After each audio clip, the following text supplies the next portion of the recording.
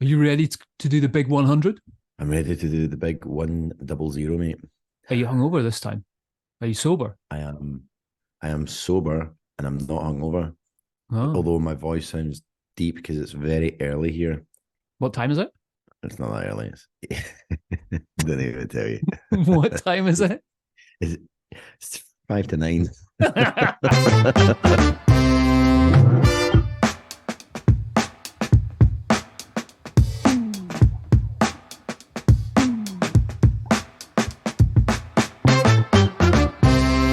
All right, ladies and gentlemen, here is a moment I cannot believe has arrived. So, to take you guys back to 2019, I floated the idea to start a podcast with my ex, Daz. We'll not talk about him. But we were both in lockdown at the time, and I thought it'd be a fun wee project, right? I had no idea this was going to turn into such a beast, and we would make it to 100 episodes. So firstly, thank you very much to all of you out there who have supported us throughout this incredible journey we've been on. As everyone listens to the show knows, Daz dumped me last year for Bowmore, which gave me the chance to upgrade my co-host to Nicholas. Nicholas, great to see you, man. Always a pleasure. Amazing to do the big 100 with you. You know, honestly, man, I thought you'd give up on me by episode 3, but here we are, we're at 100, and it's still like babysitting a whiskey-obsessed toddler with a microphone. It is. It's exactly what it's like. Mate, I have to say, obviously I've been along for part of this journey, but I'm really proud of you for starting this. And I'm even more proud of you for realizing that Daz was a dud and you needed to do the upgrade. So, joking aside, it's been a blast to be a part of the journey with you.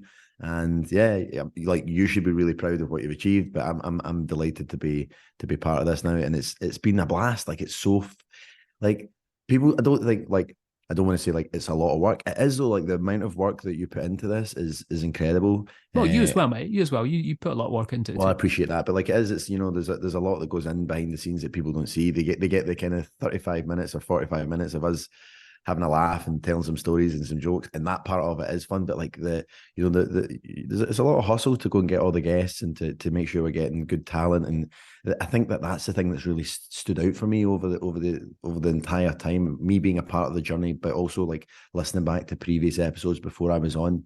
The quality of talent that we get on this podcast is incredible. Like it really is. It's the who, I was going to say it's the who's who, but sometimes it's the who's that. It's the who's who of whiskey.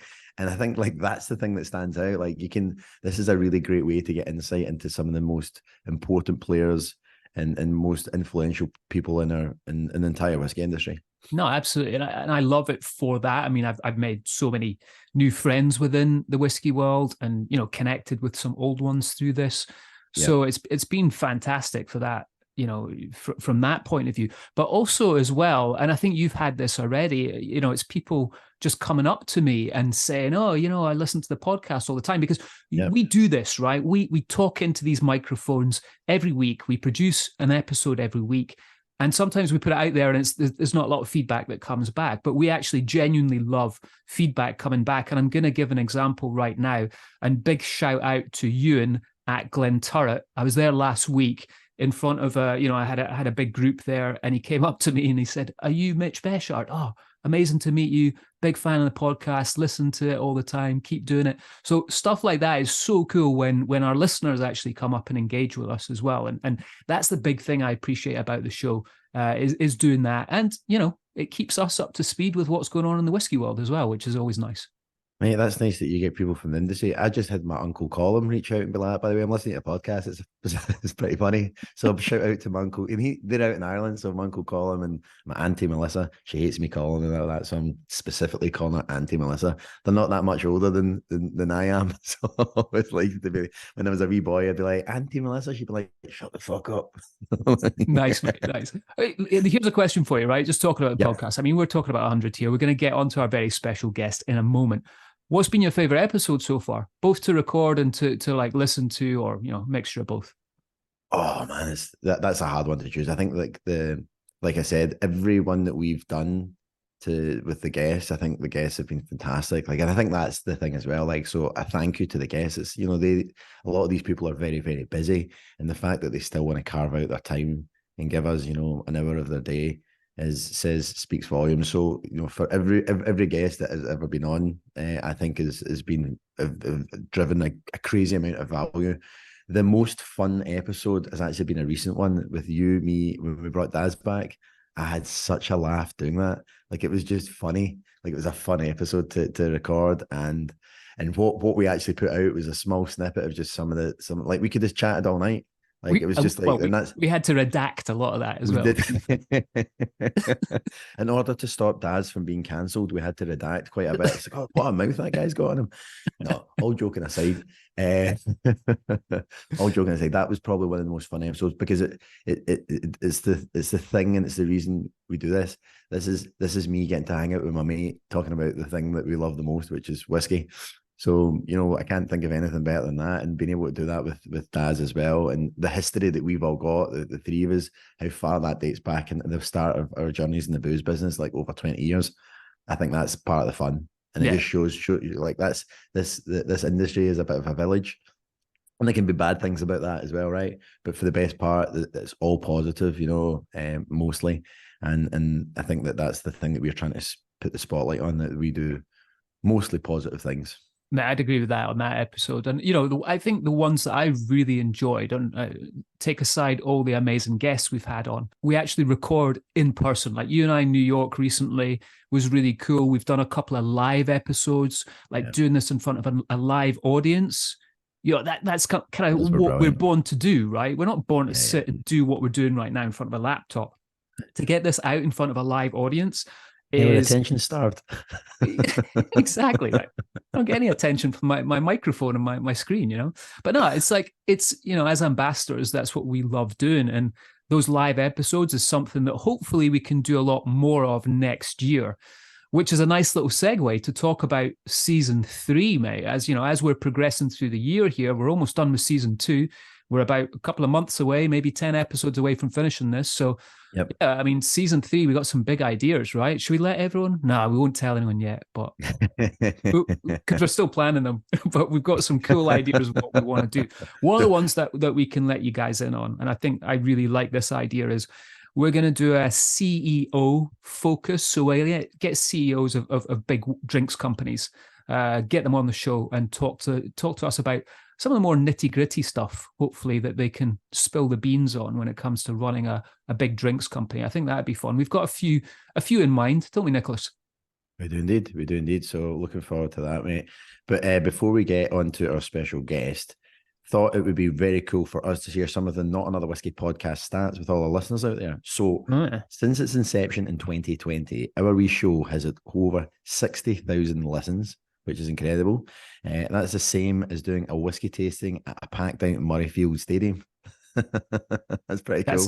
I like that. That is cool. It's probably really cool for most people that are listening in the UK right now, because everyone else around the world is probably like, where the fuck is Murrayfield? But yeah, 60,000 people, mate. That might be something for season 3, that we actually try and do the biggest in-person whiskey tasting at Murrayfield, hosted by Not Another Whisky Podcast. So we'll put that out there and see what comes back.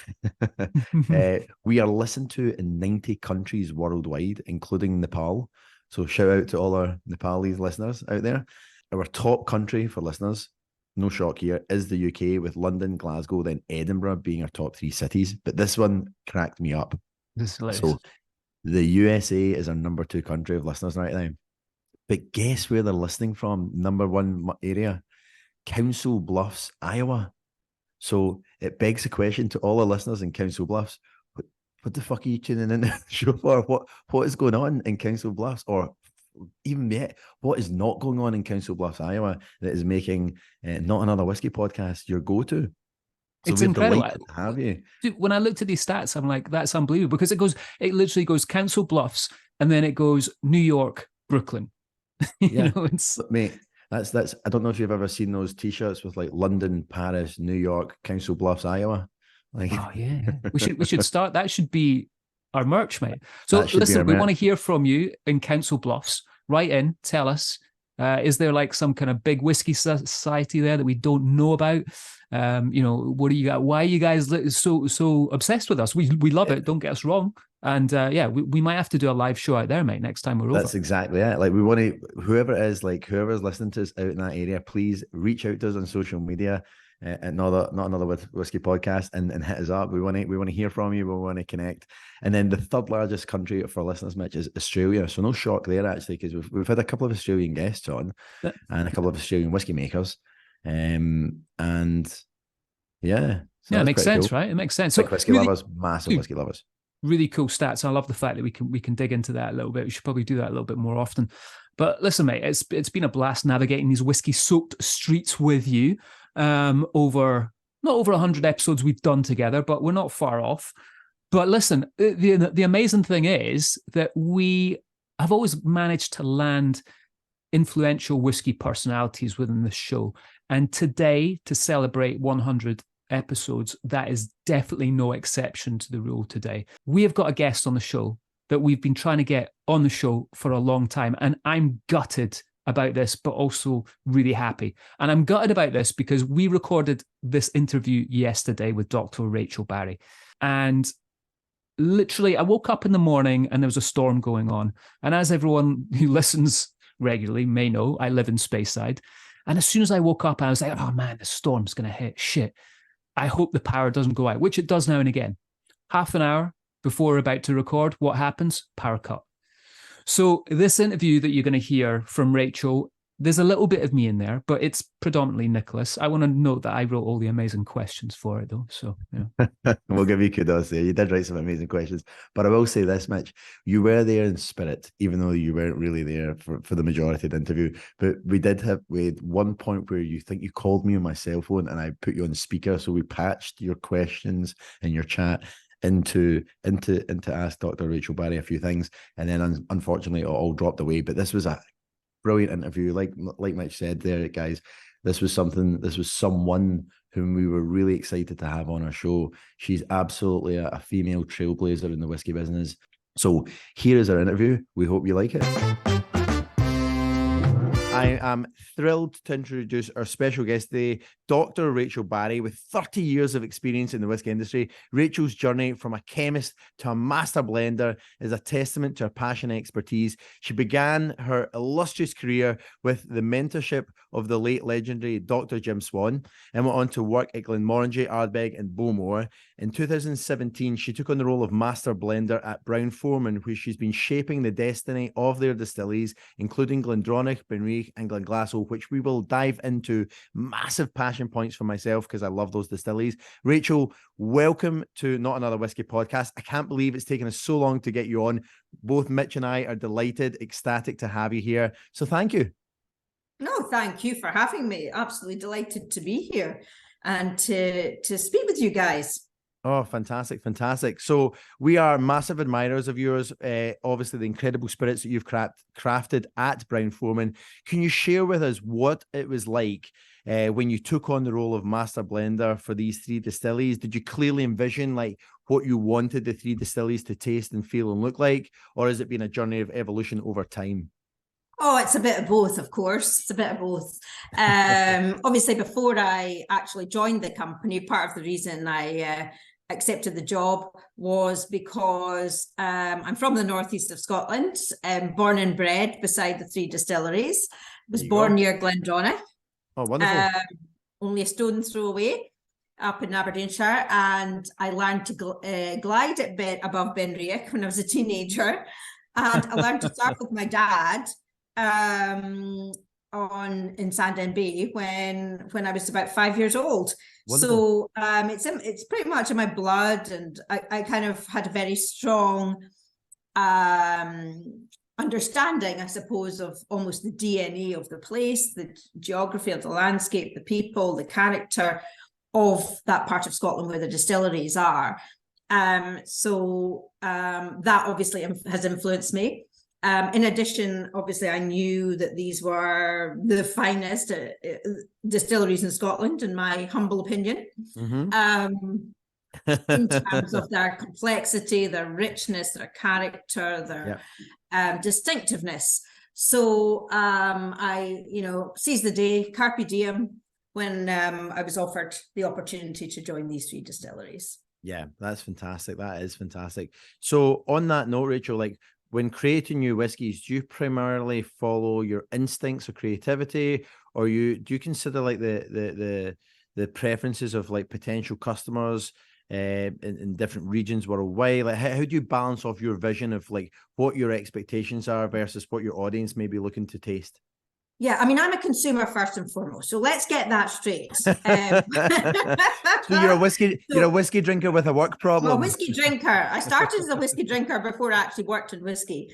So even, when I was at university, and my dad collects whiskey, and obviously coming from distilling country, and then I got to know a lot of the distilleries. Even as a student, I used to have a miniature every week to keep me going.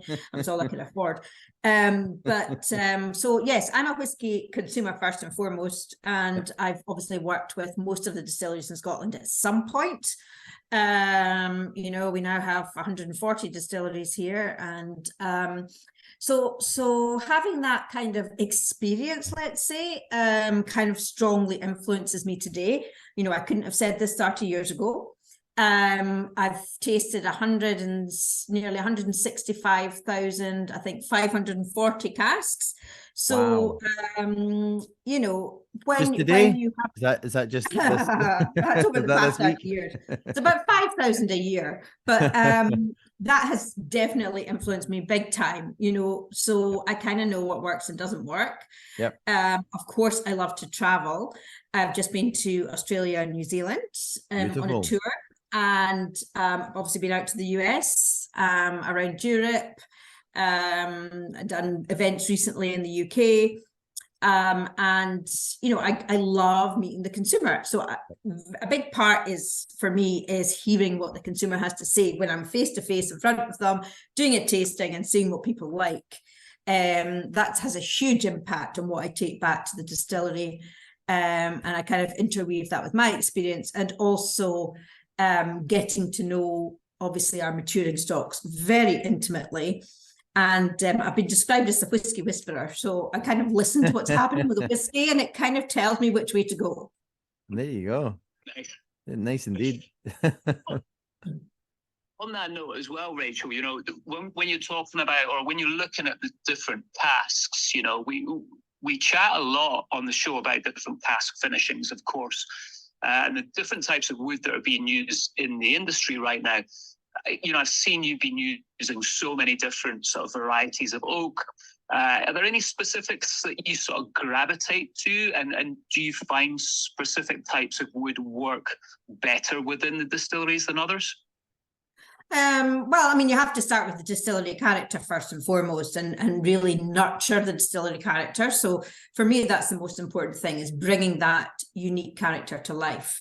And obviously it's the wood that makes the whiskey, as we well know, that nurtures it and brings it to life. So with Glendronach, undoubtedly sherry casks, and most importantly, Spanish oak. Having experimented in research and working with other distilleries, obviously, with American oak, with Spanish oak, European oak, and different sherries as well. I am so committed, and the company is so committed to sourcing Spanish oak sherry casks, Pedro Jimenez and Oloroso. So I think Pedro Jimenez is probably my Spanish oak is probably one of my favorites.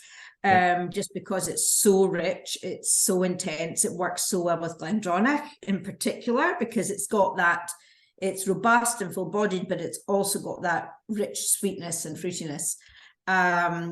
And yeah, that is definitely one of my favorites, Pedro Jimenez. And then for Benriach, I don't know, I love bourbon cask for Benriach because it just brings out the fruit orchard. So, the vanilla, the apples and pears and everything. It's actually a really simple bourbon cask, does the job. And then I like to finish Benriach in different casks, which just makes it twist and turn. It collides with different flavors at different points in time, and you really get to have fun and play with lots of casks without anything particularly dominating. And then with Glenglassaugh, again, bourbon casks bring out the tropical fruit. So I love that. Sherry brings out salted caramel, so it works well. And I've also found Manzanilla and port casks to be absolutely exceptional with Glenglassaugh. So they're the ones you'll see in the new range of Glenglassaugh, for example, which I've really been shaping since I started with the company in 2017, leading to the rebrand. Ooh, is this a sneak peek into some of the fun things that we're going to see being released? Well, Glenglassaugh is really, really exciting at the moment because we had a 22-year mothballing of the distillery between 1986 and 2008. So had a very kind of polarizing extremes of stock profile for quite a while, in that it was either very young with the range and no real kind of age statement, but up till 30, 40-year-old, and then the very old. So we've just been able to obviously release a 12 years old for the very first time for Glenglassaugh, and Sandend and Port Soy is the non-aged, very distinctive character. And then we also have the gems, the treasure trove that's sitting in Warehouse 1 of our old and rare going back to the 1960s. So I'm really just so excited to be now kind of releasing old and rare casks for the connoisseur to adore and admire and appreciate, because some of these old and rare casks are just phenomenal. You know, they literally are a taste of paradise. Absolutely. It's nothing quite like them. I agree, and I say I'm very fortunate, and Mitch and I have spoken about this in the podcast before. In a past life prior to working on Shibui, I did some work with the team, with Billy Walker and his team. They were for the importer here in the United States, and I managed to get my hands on the oldest Glenglassaugh cask that they had. It's probably now been bottled as the 55-year-old that went into the auction, but I had it probably in 2015 and got to taste, and I still have a little bit of it, Rachel. So this is a return to sender moment. I should probably get it back in your safe hands, and you can compare and contrast to what it looked like 8 years ago compared to today. Yeah, I mean, we do have just a handful of casks left. Yeah. From the 60s and from the 70s. Obviously, the Distillers 1 of 1 was just auctioned as part of the Worshipful Company of Distillers auction in aid of the Youth Action Fund here in Scotland. And it was auctioned, I think it was 2 weeks ago. I'm losing track of time, for £37,500. So this is the most a Glenglassaugh has ever sold for. And it was indeed the 55 years old, and we called it the Coalescence of the Coast, which gives you an idea of what Glenglassaugh is all about. It's all about how land meets sea and the flavors coalesce to give you this kind of seamless coastal elixir. And that was the Distillers 1 of 1, only one bottle. And 1963, 65 and 67 casks combined, and samples from, of course, to create this one bottle. Only one bottle, but Mitch, if I'm not mistaken, you managed to get your hand in a cask sample of one of those 3 casks. Is that right? So, Rachel, don't tell Nicholas, but I'm drinking it right now. Yeah, you were on the stairway to heaven then.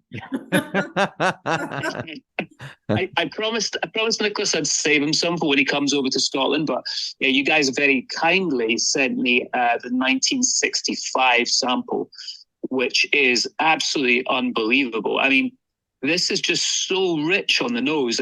I'm literally nosing it right now, and I could nose this for hours. It's incredible. Those casks, Rachel, the 3 casks that you blended together? Yeah, I mean, the 3 casks were all kind of fascinating on their own. And together I kind of found what I thought was like the ultimate coastal sweet spot, if it's possible, in combining them.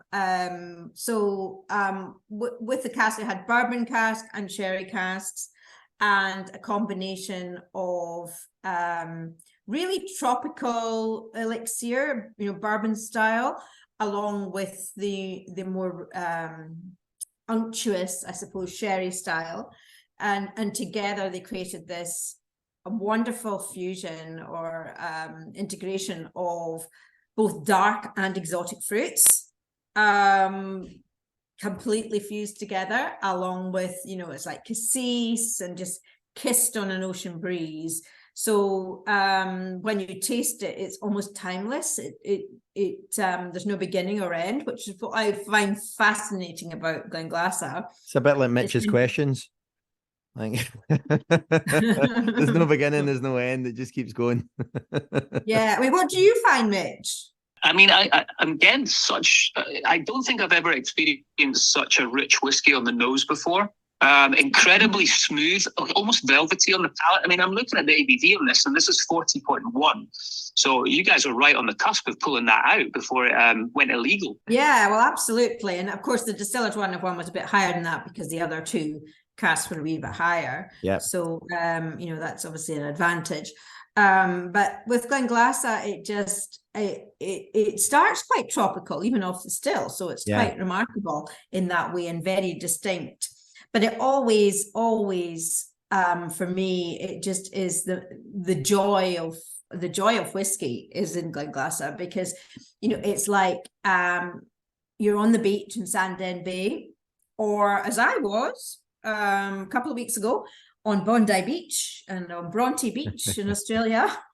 Lucky me. And just taking in that wonderful breath of sea air, with tropical fruit, dark fruits, it just is so silky and velvety smooth at the same time, and just rolls endlessly on your tongue. It's almost like I describe Glenglassaugh as like rolling waves of flavor. Whereas Glendronach, I would absolutely describe as an overture, or it crescendos on the palate. It has a definite beginning, middle, and end, very long end. But Glenglassaugh is just so seamlessly interwoven with all the natural elements of sea, of air, of land, that it just is just an elixir of taste. I can't think of any other way. The beautiful thing about Glenglassaugh is that it 100% converts barley. So if you imagine the barley from the fields, it's got a husk on the outside. It's quite dry. So 100% converts that barley into this lush coastal elixir, which is very, very unusual. Very unusual indeed. Yeah. It's never dry. Even in oak, when it's matured in, intense oak for a long time, it's never dry. It's always lush. Yeah. It's like the tannins cannot, impact it. It's much bigger than that. And it's so lush and so unctuous that it won't be swayed by the oak. Is that why it retains that kind of still? You said when it comes off the still, it's still got that kind of tropical fruit note. Is that why it retains that flavor profile over time? Well, interestingly, tropical fruit, if you look at other distilleries, typically takes about 25 years to form.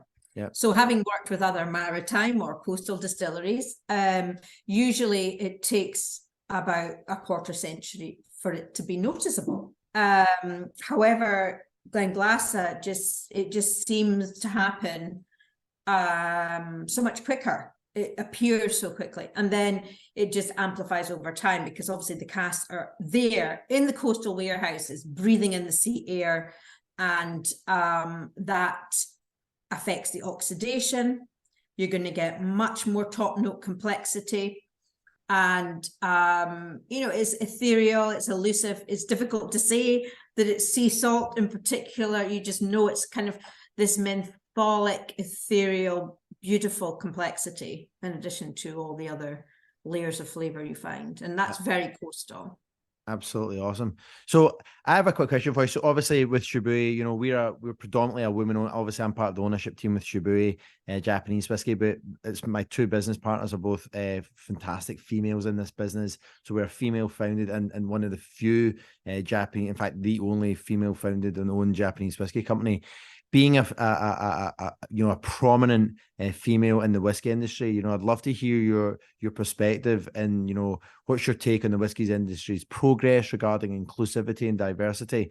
And on that note, I'll follow up with you. I'd love to hear your answer first, and then I'll speak to a great conversation I had with somebody else at Brown-Forman about this. But yeah, I'd love to hear what you're. Yeah, it's been a wonderful journey. I've worked in the industry for 30 years. I've had 3 sons, interestingly. And I would say that my sons are much more progressive than my husband and my father and my grandfather and etc. They almost don't think about gender in a way when they're working. It's just everyone's just learning and great at their jobs, and there's a definite in millennials and Generation Z and everything.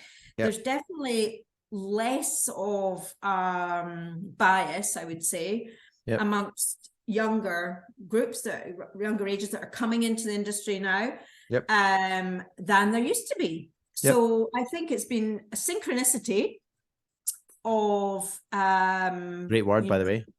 Sorry? Great words, by the way. It's been synchronicity, absolutely. I mean, obviously I was in quite early and everyone has their challenges. But nowadays it could be my age, but it just seems a lot more progressive in diversity and inclusion. And it's something which I just don't think there's a bias that there used to be. Not as much. It's still there, but I don't think it's as much as it used to be. So, and I'll tell you, this is a true story. So I was out in Kentucky not that long ago, and actually was in a bar and just got chatting away to somebody that happened to work at Brown-Forman. As you do when you're in Kentucky, you can throw a stone, you're going to hit someone that works in the whiskey industry. And this girl worked for Brown-Forman, and the way that she phrased it, which I thought was really, really a great testament to the team at Brown-Forman, was they don't just pay it lip service. And we were chatting, I was with my partner Lauren and my business partner Lauren, and she was asking this other kind of female in the business, what are these guys like, and chatting away about Brown-Forman as a business. And she went, they don't pay it lip service. They actively go out and make meaningful decisions about how they can be more inclusive, not just about females in the industry, but about, other kind of people who are gender fluid, people who are, people who have got different sexual orientations, people who have different color, race, color, and creed. That it was like all gloves are off. It felt like a very inclusive style of business. Obviously you've worked for different businesses, and every business I think in the Scotch whisky industry is trying to do better. Do you find that specifically where you are now has done a good job of that? This is the best that I've ever experienced. I mean, in the US, they're just way ahead in terms of diversity and inclusion anyway. And, we are very, very fortunate. Well, we say that now. Brown-Forman is 50% of the country is. Brown-Forman is way ahead, I suppose. That's what I'm trying to say. And it's a US company. Yep. And the rest of the world, because there's people working for Brown-Forman on the production or in the distribution side all over the world. And it's really heartening that wherever I go in the world in my travels, it's same values, it's valuing people. We spend a lot of time looking at, what are your core values and, what makes you, and, being able to converse with people who are at face value, maybe quite different from you, but to learn and be curious and to enrich your life really through connecting with diversity, really opens your mind when you look at it from that perspective. And working for a business who encourages you to learn from diversity, because it's such an enriching thing. You're absolutely in the best place. And the values are obviously respect. That's huge. Having respect for each other, listening to each other, giving each other time, no matter where you are in the organization, whether you're a cleaner or you're the CEO, have respect for each other, have integrity for everything you do, trust each other, really important, teamwork, critical. And through all of that, you create excellence. So they're the key values. And I think through those values and focusing on those behaviors and the how rather than the what, it just makes coming to work so much more joyous and so much more enjoyable for everyone, I think. It's a great place to work. Yeah, that's wonderful to hear. And a testament, I think, to where the direction of this industry is moving, but also to the fact that it takes those leaders, it takes those companies to step up and actively make those choices to do so.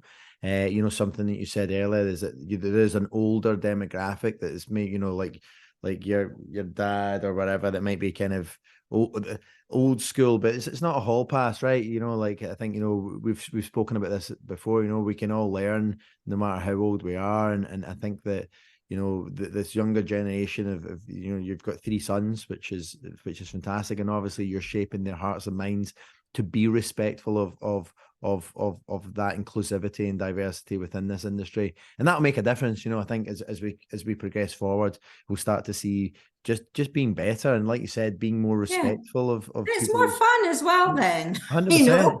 Because everyone can bring their whole selves to work then and have no fear. For me, being part of a fearless organization is such a huge thing. When I started out, I probably had I did have a bit of fear. I was bold anyway. I felt the fear and I did it anyway, as many people do. But, I think now it just is, I just feel, it's much more of a fearless organization. People can speak up, they can be heard, and how many more ideas, innovations you're going to get, and connecting with the consumer as well, you're going to get through that way of being. Yeah. I love that. I love that attitude. In fact, one of the things I often say to people is you could fill a library with the things that are different about everybody. But the one thing that we have in common is we like whiskey. So let's absolutely. Focus on, my God. Isn't that a great starting point?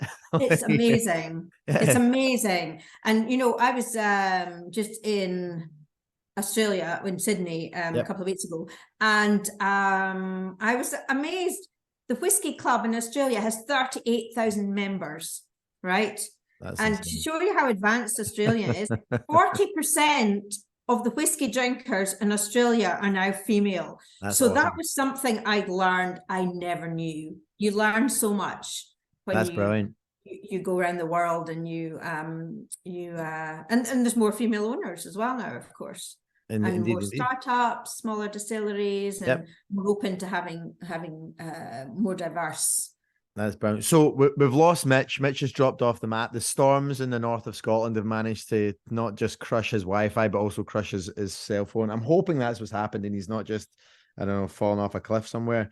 But he's gone from the call. But we shall muster on. Actually, speaking of worldwide, we went out to kind of all our listeners to kind of ask what questions had, linking up with them on all these things like Instagram and whatnot. So I'd love to ask you on behalf of some of our listeners, here's some of the questions they had. So at the whiskey asked this: would you ever accept offer of being involved in a startup distillery? If so, what would that distillery look like? Equipment, process, geographical situation, and what still would be the goal? Oh my goodness, that's a great question. It's a great question, but obviously I'm getting on a bit. Nonsense. Having been doing this for nearly 32 years, wow. And I must admit that one of the favorite parts of my job is working with all ages. So I would find it very difficult to let that go. Yep. So, I work with from zero, spirit off the still, obviously, right up to your 1960s whiskies. So I think working for a startup would be fun, but I just would find it very difficult to let go of the maturing whiskies that are even older than I am, There's something that is wonderful about having a very diverse stock profile of a variety of ages, from spirit of still right to the 1960s to work with. I mean, that for me is the holy grail of being a master blender. Be fun working for a new distillery, but as I say, yeah, I'd find that a bit difficult to let go of. All right, here's another So one. I'm sorry, I can't go into more depth. No, that's I think that's a great answer. Like having the flexibility to be able to go through a spectrum of age statement, from super old to super young. You know, and also I'm not getting any younger. So, you know, for me, the Holy Grail, I mean, you know, Mitch shared that he just tasted a 50-year-old whiskey. If you go and start working for a startup, you're not going to be able to work with 50-year-old whiskey for, Rachel, after I've left this planet. Rachel, no matter where Mitch ends up working, he's always going to grift his way into somebody sending him some 50-year-old whiskey. And he manages to have his finger in the pulse of whatever's free. Somebody will ship him something. So here's a little more serious question. So this is something that Mitch sent through. So Graham Drams asks this is a pretty heavy one here. So he's read all the articles and comments online regarding removing the non-chill filtered labeling, and understands that the reason for removing it because of the processes didn't comply with NCF SWA regs after they joined. So is there currently any change in the processes? There's been no change. So there isn't actually a regulation. So first and foremost, good to know. Let's correct. There is no definition for non-chill filtered. There is no legal definition. Okay. So that is really important to know. So that particular description, you could say, is a marketing terminology. Yep. It is something which is used without, without having that much specifics around it. And it really opens a bit of a can of worms, I would say. All right. Because some in the industry think that if you filter it 4 to 6 degrees Celsius, you don't call that chilled. But there's no definition. So how do you know? So it really is a quagmire of perception. So nothing has changed for Glendronach. So with the drinker, if they have a bottle of Glendronach 12 or 15 or 18, if they add a few drops of water to it, it's still going to go cloudy. Yep. So it's you know, for me, it's the most gentle filtration that will keep the voluptuousness, the richness of the sherry cask. Yep. So that's what my goal is. And it's a bit of a marketing spin on chill filtration. I mean, natural color, I think, is a different thing, because natural cask imparted color is, it's more clearly defined. Yeah. By you haven't added any caramel. Black and white. Exactly that. On that note, is that something that you're passionate about with caramel coloring? I'm very passionate about, having worked with some organizations that have used, I'm not going to say who, that have used just totally swamped their whiskey with caramel coloring. Yep. I when I came to work with Brown-Forman, I was like, oh, this is heaven for me, because there's no legacy. There was no legacy of caramel coloring. So what that meant was I could start developing the portfolios with a legacy of all three distilleries talking about natural cask imparted coloring, having never add caramel, and there was no way in hell I was going to add caramel. Yeah. So I feel really strongly about it, because I think caramel flattens whiskey. Yep.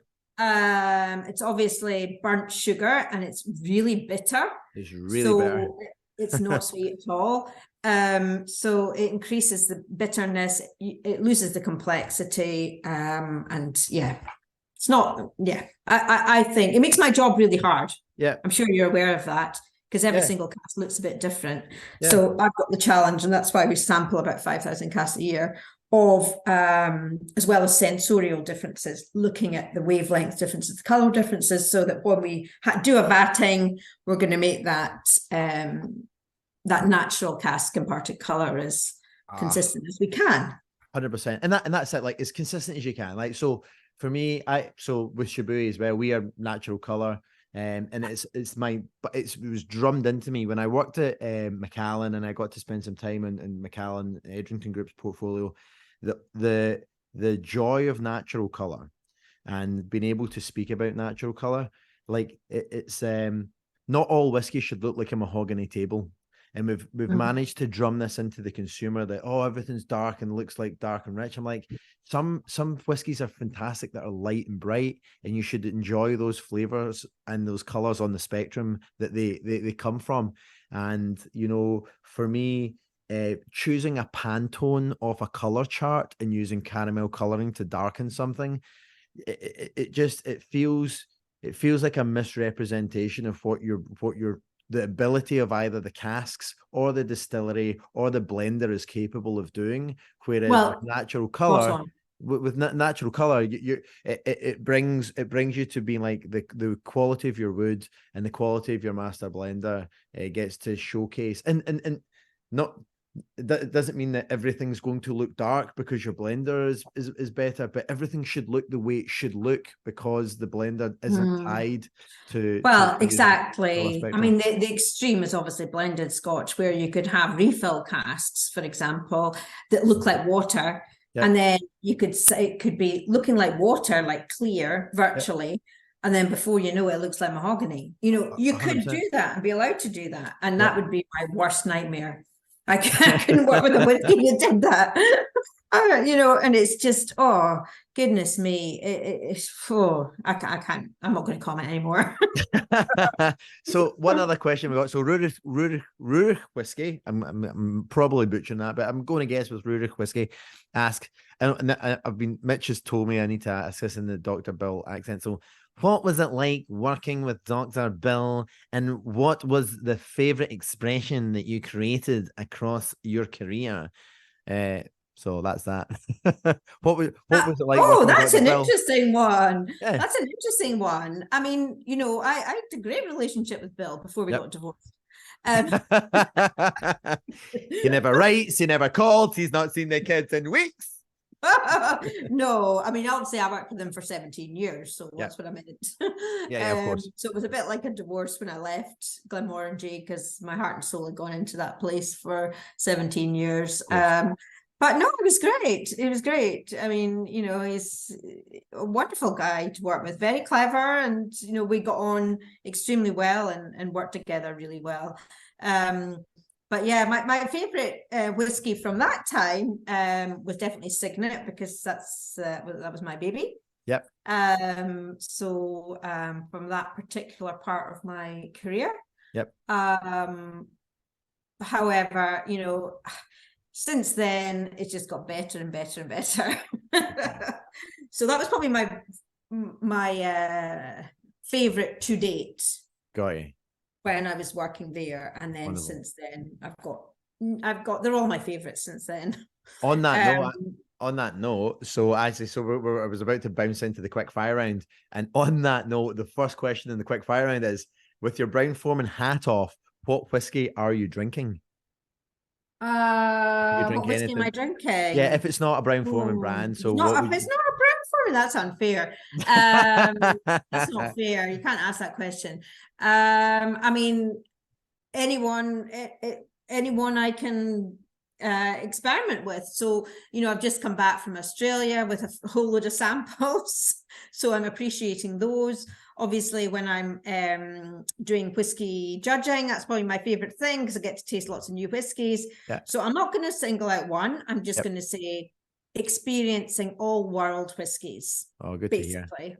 As many as possible. You can never taste enough whiskey to Rachel, really understand it. This sounds like a Mitch answer, where you're about to ask me for a bottle of Shibui to come over your way, because Mitch is always thank you. I knew it was coming. I know. Okay, you could swap careers for a day with someone completely unrelated to the whiskey world. Who would you be and why? Swap careers. Oh my gosh. You weren't a whiskey master blender. If I wasn't a master blender, I don't know. Probably in the world of even fashion. I've always wanted to be. Ooh. I mean, I suppose a master blender, a bit of a designer. So I'd have to be a designer, creative, and Yeah, either fashion or interior designer. If you're going to host a dinner party and you could invite 3 famous people, or just 3 people, living or not, who would they be and what dish would you cook to impress them? Probably Audrey Hepburn. Oh, there you go. I'm in. Yeah, I just love everything about her. Her philanthropy, her intelligence, her way of being, the way she looks, everything about style. her. Talking about style, right?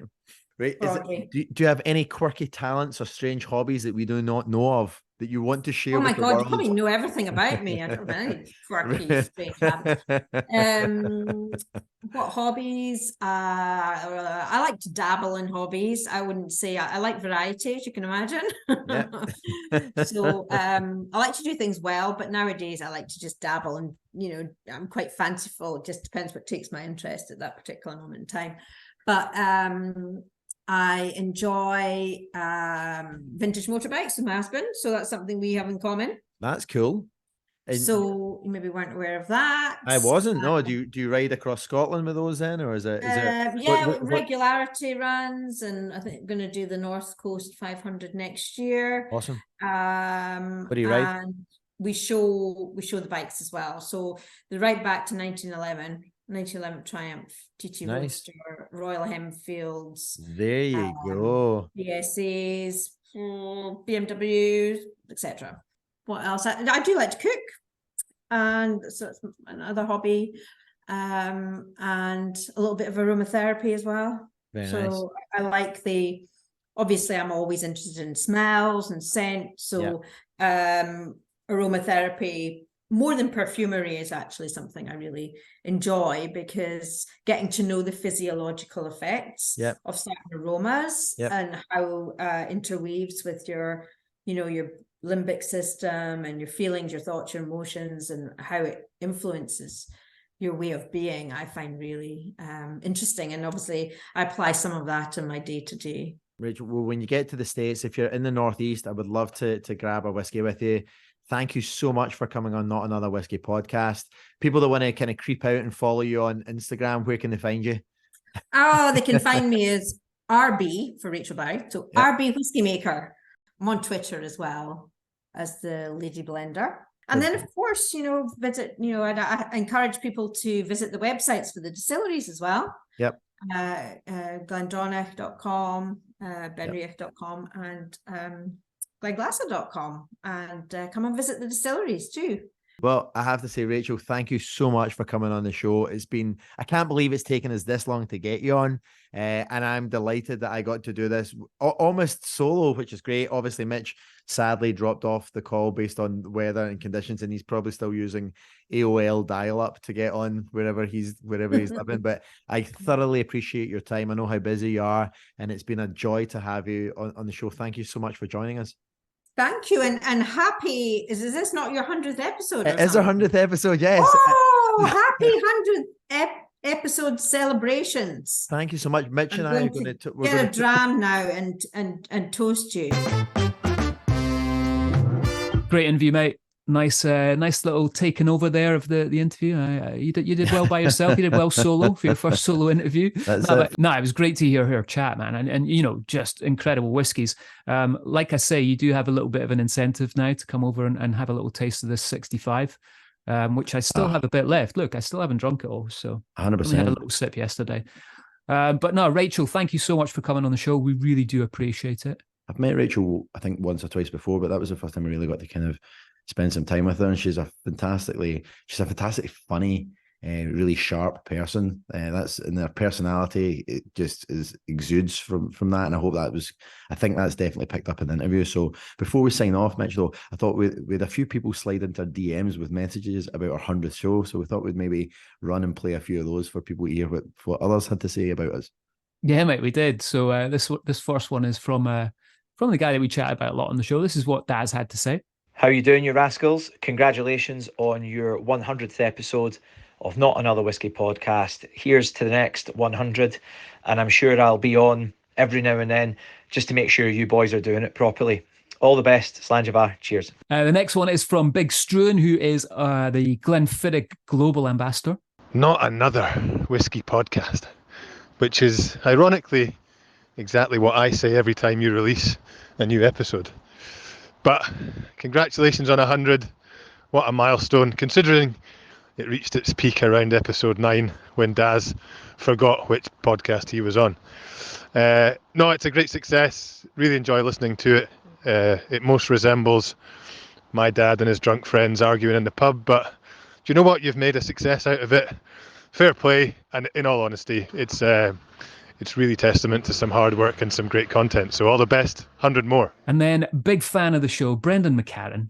Congratulations, Not Another Whisky Podcast on 100 episodes. A 1 and 2 zeros.